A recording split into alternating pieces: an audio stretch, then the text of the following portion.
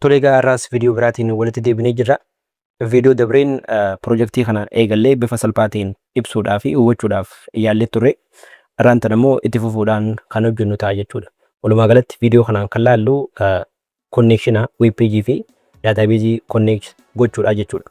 Saniif wanti nuti hojjennu projektii kanaaf isaaniin ijoo ta'an wanti nuti hojjennu isaaniin kanneen login, insert, display, search, delete fi update dha. Isaaniin kana hojjechuudhaan duratti connection ni jiraachuu qabu yookaan immoo connection create gochuutu nurraa eegama jechuudha. Saniif video kanaan connection kan create goonu ta'a jechuudha. Asirratti connection create gochuudhaaf wantoota nu barbaachisantu jira. Jalqaba irratti projektuma kana hojjechuudhaaf tools isaaniin jennee editora keessa Sublime ni fayyadamna. Browser ammoo Chrome ni fayyadamna. Server ammoo XAMPP ni fayyadamna jechuudha. Isaaniin sadiin kana fayyadamneet connection create gochuudhaaf yaalla. Saniif jalqaba irratti XAMPP keenya start goona jechuudha. XAMPP serverii start gochuudhaaf start button irratti eega deemnee booda gara gaditti deemnee XAMPP folder ijoo ni jira jechuudha. Ishee tana expand goona. XAMPP control panel ishee tana banna. Then yes gaafa goone bifa kanaan XAMPP keenya start nuuf ta'a jechuudha. Apache fi MySQL qofa start gochuutu nurraa eegama jechuudha. Hojii kanaaf isaaniin lamaan immoo kala magariisa bifa kanaan hojjechuu qaban. Yoo san ta'uu baate XAMPP keenya sirreessuutu nurraa eegama. Eega yeroo tokko bifa kanaan start goone booda close gochuu ni dandeenya jechuudha. Amma hojjechuu fi hojjechuu dhabuu isaadha taabii haaromannee check goona jechuudha. Asirratti dhufnee local host jennee search goona. Gaafana bifa kanaan XAMPP serverin keenya PHP admin page nu fida jechuudha. Asirratti dhufnee PHP admin kana filannaa jechuudha.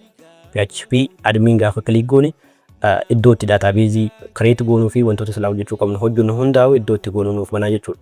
Saniif gara projektii keenyatti gaafa deebinu amma XAMPP serverii keenya bifa kanaan start goonee jirra. Itti aansinee database create godhanna jechuudha. Database create gochuudhaaf wanni nu barbaachisu tokkoffaa maqaan database nuti fayyadamnu ishii charchar jettu tana jechuudha. Charchar college yookaan ishii charchar jettu tana qofa fayyadamuu ni dandeenya. Itti aansinee connection keenya gaafa create goonu file isaadhaa save ka goonu folder charchar site jettu tana ht docs jalatti save gochuutu nurraa eegama jechuudha. Saniif folder tana create ni goona. Database charchar jooni fayyadamna. San booda page connection keenya kara create gochuutu deemna jechuudha. Saniif mee charchar site kana gaafa folder tana create goonu gara this pct adeemnuti. This pc gawane booda local disk c san booda XAMPP danse ht docs as keessatti new folder goona jechuudha. Asitti charchar site folder joo asitti create goona kana jechuudha. Folder keenya isi charchar joo kana keessatti wantoota itti aansuudhaan loginis gaafa goonu insertis gaafa goonu tokkoon isaanii folder tana keessatti save kan goonu jechuudha. Saniif folder keenya bifa kanaan qopheeffannee jirra. Itti aansinee gara PHP admin keenyatti deebineeti database ishee tana create goona jechuudha. Asitti PHP admin keenya kana fakkaata. Saniif database gaafa create goonu ishee new button irratti click goona yeroo tokko. Gaafa click goonu asirratti database name yookaan bakka database itti barreessinu nu fida. Yoo hin ta'u barbaadu baanne yookaan yoo barbaanne SQL dhaan yookaan query dhaan create gochuu ni dandeenya jechuudha. Asirratti create database jecha nuti immoo ammaaf salphaatiin asuma irratti wizard dhaan create kan goonu ta'a jechuudha. Saniif maqaan database keenya charchar jennee jirra. Asirratti charchar eega goone booda create goona jechuudha. Amma database keenya gaafa create nuti maqaan isaadha garanaan nu dhufa. Connection create gochuudhaaf table create gochuun nurraa eegamu yookaan table nu barbaachisu jechuudha. Database qofaatu nu barbaachisa. Saniif amma gara connection create gochuutti deemna jechuudha. Connection create gochuudhaaf editor yookaan Sublime keenya baranna. Isaas start eega goone booda gara gaditti deemnee Sublime open gochuudha. Isaaniin editor Notepad++ yookaan VSys fayyadamuun ni danda'ama rakkoon qabu. Sublime immoo yeroo baay'ee salphaadha waan ta'eef ishii tana bifa kanaan open goona jechuudha. Gaafa koodii mara barreessinu yeroo kamiyyuu jalqaba save yoo goone filatamaadha jechuudha. Maaliif erroriinis yoo jiraatte nu gargaara waan ta'eef saniif asirratti file erga jennee booda save as goona jechuudha. kun connection keenya create gochuudhaaf saniif maqaa faayila connection keenya tasitti itti kallaanna jechuudha.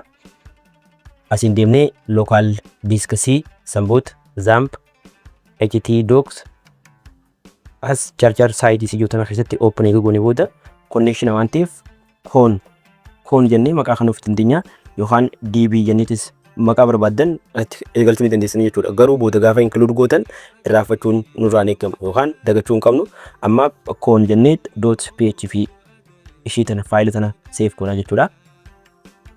Amma database keenya create goone jirra.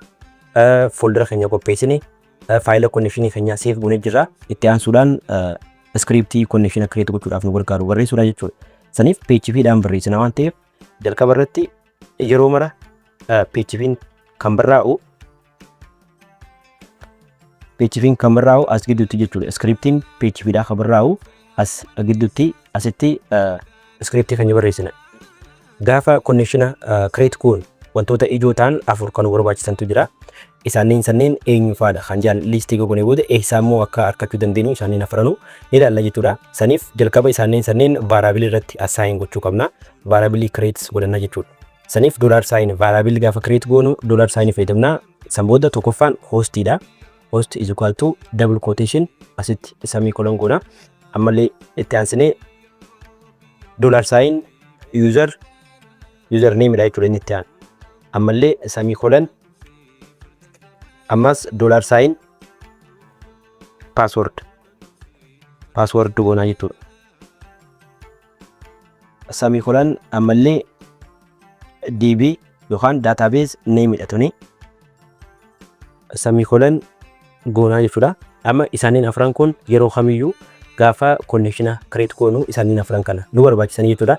Isaaniin kunneen host gaafa jennu host isa arganna, username gaafa jennu isa arganna, password immoo gaafa jennu isa arganna, database immoo maali kaduu ni ilaalla jechuudha. Isaaniin kanneen argachuudhaaf gara PHP admin page keenyatti isa page kanatti deebi'uutu nurraa eegama jechuudha. Asirratti ol deemnee gaafa new goonu fakkeenyaaf gubbaratti database SQL status eega jibooda user account hajuu jira jechuudha. Isaaniin nuti achirratti call gochaa jiru sun as user account kana jala jiranii accountilee afran kun yookaan isaaniin afran kun gaafa zamp install goonu default zamp server irraa kan argannu jechuudha. Ofii keenyaaf add user account jennee useris passwordis isaaniin hundaa'u kan mataa keenyaaf fayyadamuu dandeenya jechuudha. Garuu amma nuti default kaluma zampiin nu kana fayyadamuudhaaf yaalla jechuudha. Fakkeenyaaf username jennee irratti asitti root isa dhumarra jiru kana fayyadamna jechuudha. Ishii tana gaafa fayyadamnu username rootidha. Hostname local hostidha. Password hin qabu jechuudha.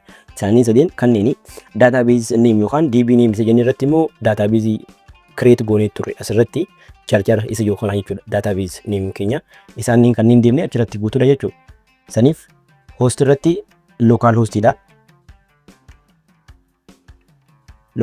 Host irratti local hostidha. Username irratti immoo rootidha.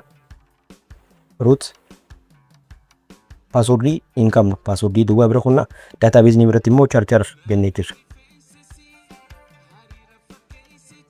Bifa kanaan isaaniin nu barbaachisan connection nu barbaachisan bifa kanaan eega list goone booda itti aansinee method connection kana create gochuudhaaf yookaan isaaniin kanneen execute gochuudhaaf nu gargaaru create goona jechuudha. Method kanaas kan eega execute ta'e booda variable irra nu taa'uu qabu yookaan immoo store ta'uu qabu asitti declare goona jechuudha.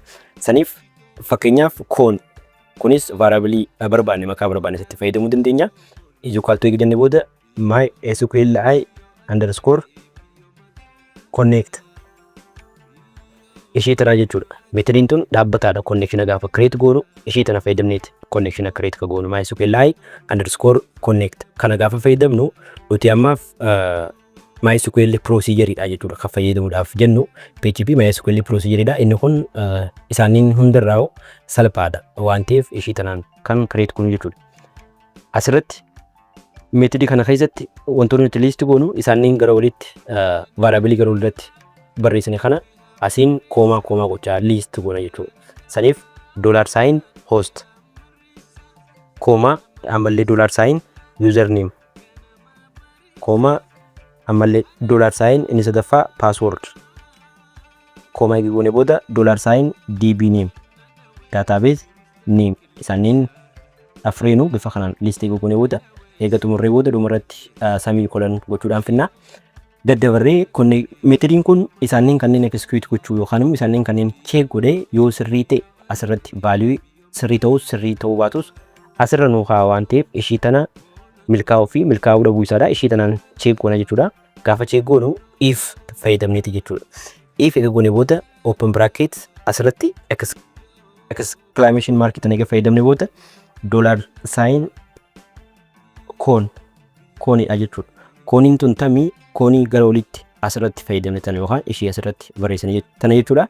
Ishiin mallattoon raajifannoo asirratti goone tun immoo jechicha kana yookaan ishii tana negatiifa gochuuf jechuudha. Gaafa ishii tanatti daballe yoo connection keenya milkaa'uu baate jechuudha. Yoo ishii tana dhaamsan immoo yoo connection keenya milkaa'e jechuudha. Bifa kanaan kadhiisnu yoo ta'e yoo connection keenya milkaa'e jechuudhaa fi yoo ishii tanatti daballe immoo yoo connection keenya milkaa'uu baate jechuudhaa fi jechuudha. Saniif asirratti yoo connection keenya milkaa'uu baate asirratti d open bracket single quotation goone connection error message jiru display akka nu godhu yoo connection keenya milkaa'uu baate yookaan sirrii ta'uu baate. Akkasumas iddoo connection error qabu san display akka nu godhuuf method MySQL li underscore connect underscore error joo filannaa jechuudha. Error kana jechuudha. Kun immoo erroriin iddoo kam jira yookaan immoo erroriin ka jiru isa jiru display gochuudhaaf method nu gargaaru jechuudha. Isaaniin kunneen dhaabbataadha hin jijjiirru jechuudha. Bifuma kanaan kan fayyadamnu itti aansee kun yoo connection keenya milkaa'uu baate message kana display godha. Yoo connection keenya milkaa'e immoo message display nu godhu asirratti barreessina jechuudha. Else statement fayyadamna. Kanaaf immoo elseedhaan else asirrattis curly bracket eegane booda echo output barbaanna waan ta'eef connection success akka jiru jechuudha. Connection success message jiru display akka nu godhu bifa kanaan barreessina jechuudha.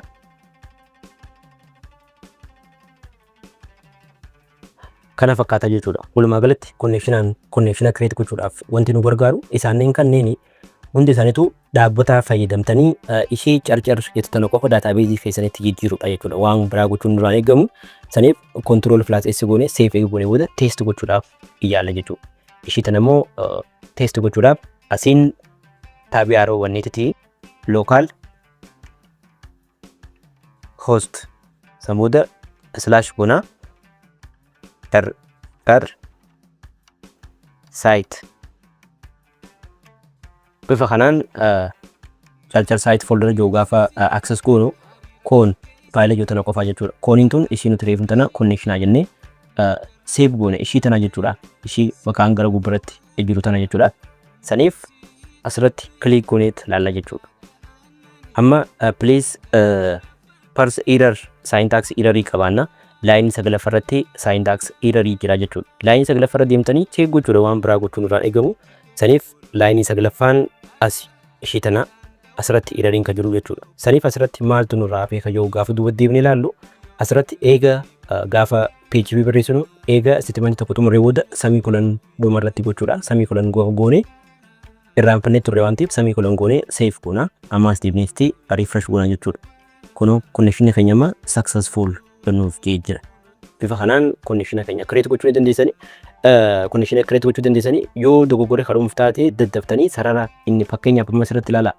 Amma carcar ka joo kanarraa bifa kanaan qubee kanan hir'isuu yoo ta'e database kunii fi maqaan kunii fi achitti create kuni sun waliin fakkaatu waan ta'eef gaafa asirratti refresh godhee error fidaa jechuudha. Now database maqaa isa kanaan beeku jaa.